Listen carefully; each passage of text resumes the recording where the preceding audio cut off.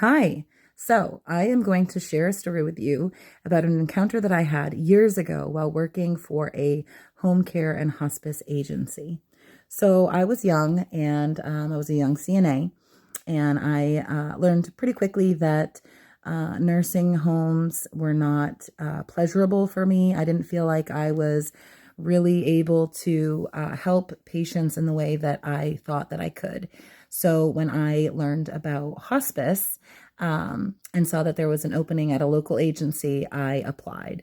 And so when I started there, they were not fully digital. You had to use your phone to call a 1-800 number to say, yes, I did this, or no, we didn't do that.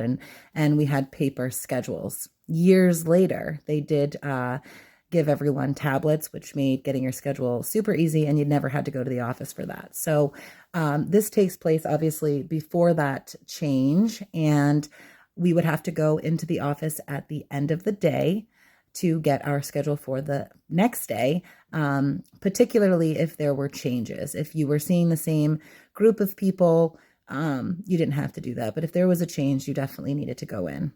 So on Friday afternoons, if I was close to home, if my last patient lived relatively close to me, I would just go home instead of going to the office and then driving back to my house, which meant that I had to go on the weekend, okay, to get my schedule, which was fine because I had a badge. I could just badge in, go up, get my schedule, and go home. One particular weekend, I was pretty busy, so I didn't get to the office in the morning, like I had thought that I would do, right?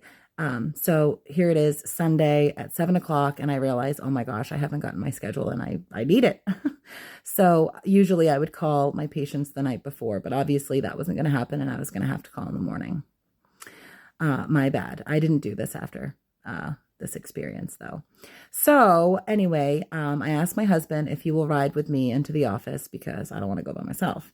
And he says yes. So we drive down, and I tell him that he can just stay in the car. I'm just running up. I'm going to grab my schedule and come right back down. I should only be like 5 minutes. So I go in and I get up to the second floor and I go to the printer, and I realize that my schedule's not there, which is very odd because other people's schedules were printed and they hadn't picked them up. Maybe they planned to do it that following morning. I don't know. So I know that if it doesn't print at the printer in our little area of this building, which by the way was the old hospital of this town that had closed, and they had offices in there like the hospice and home care agency.